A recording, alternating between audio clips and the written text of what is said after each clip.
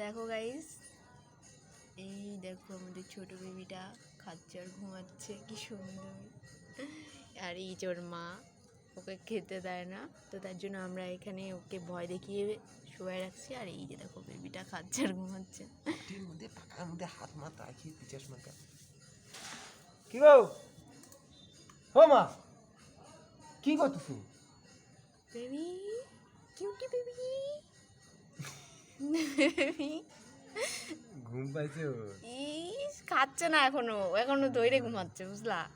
কি গো আসতে কেমন কেন করে, কিউটি বেবি ঘুমাচ্ছে।